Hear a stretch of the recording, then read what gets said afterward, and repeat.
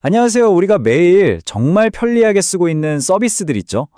바로 그 플랫폼 경제가 돌아가는 방식, 그 안에 숨겨진 진짜 규칙들을 오늘 한번 제대로 파헤쳐 보겠습니다. 쿠팡으로 주문하면 다음날 새벽에 문 앞에 와 있고, 배민으로 시키면 30분 만에 음식이 도착하고, 정말 대단하죠? 근데 말이죠. 혹시 이런 생각해 보신 적 없으세요? 이 엄청난 편리함의 진짜 주인은 과연 누구일까? 그 이면에는 어떤 것들이 있을까? 오늘 바로 그 보이지 않는 부분을 들여다보려고 합니다. 지금 이 새로운 규칙을 이해하려면요, 일단 과거의 시장, 그러니까 전통 시장이 어떻게 돌아갔는지부터 아주 잠깐 짚고 넘어가야 해요. 그래야 지금의 변화가 얼마나 거대한 건지 확실하게 느낄 수 있거든요. 아주 간단하고 어떻게 보면 당연한 얘기죠. 우리 동네에 치킨집이 딱 하나 있는데 맛은 없고 가격만 자꾸 올려요. 그럼 어떻게 될까요? 뭐 당연하죠. 얼마 안 가서 바로 그 옆에 더 맛있고 싼 새로운 치킨집이 생기게 마련입니다. 이게 바로 진입이라는 무게를 통한 아주 건강한 경쟁의 원리였어요. 하지만 플랫폼 시장은 이건 완전히 다른 이야기입니다. 전통 시장이 누구나 들어올 수 있는 열린 공간이었다면 플랫폼 시장은 거대한 자본과 데이터로 성벽을 쌓아올린 요새와 같아요.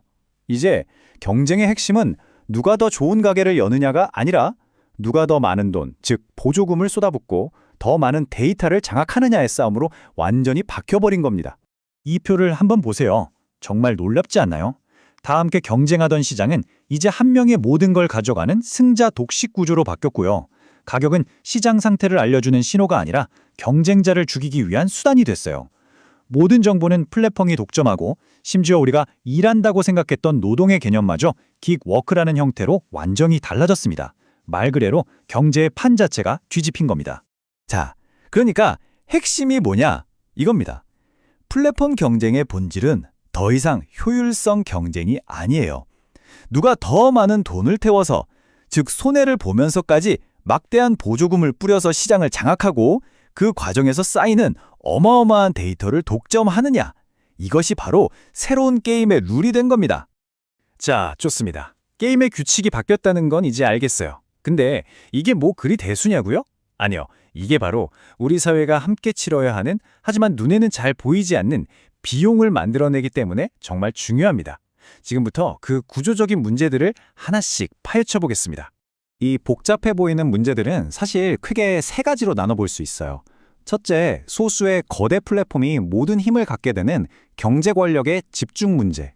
둘째, 수많은 노동자와 소상공인들의 삶을 흔드는 불안정성 문제.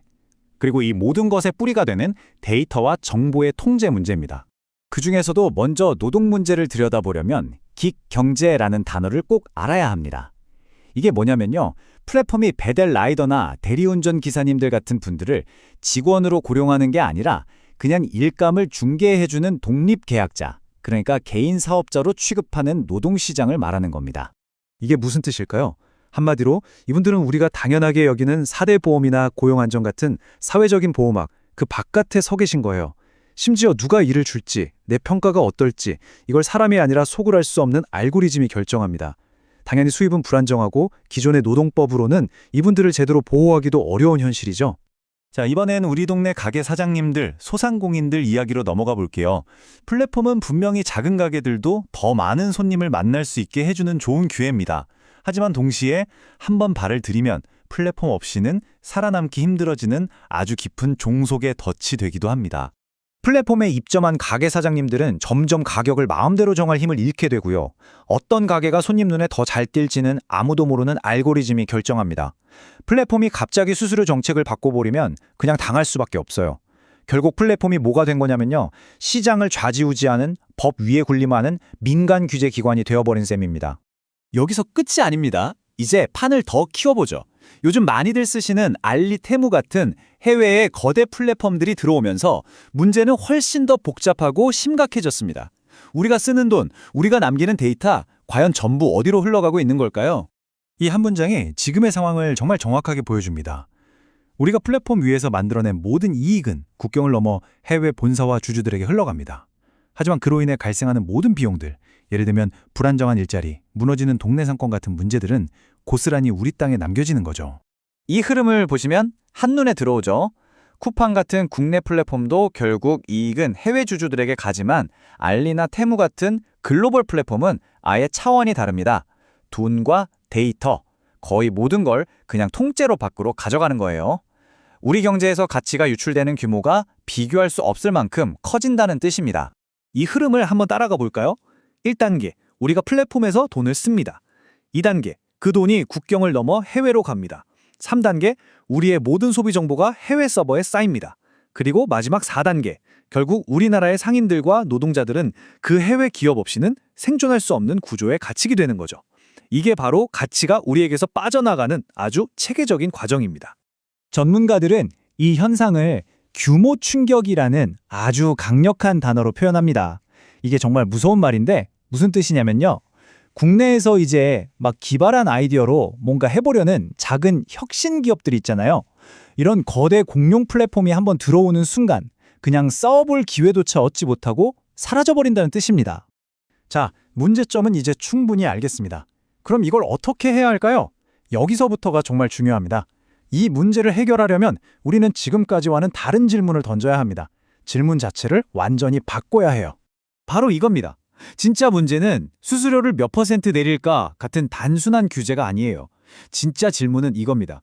애초에 이 디지털 시장이라는 판을 누가 짰고 이 판의 진짜 주인은 누구인가? 문제의 근원을 봐야 한다는 거죠. 지금의 플랫폼은요, 겉보기에는 모두가 함께 쓰는 공공시장처럼 보이지만 실제 설계도는 완전히 다릅니다. 이건 모두가 함께 가치를 나누는 곳이 아니라 오직 소유주 한 명의 이익을 극대화하기 위해 설계된 아주 잘 짜인 사적인 인프라일 뿐이라는 겁니다.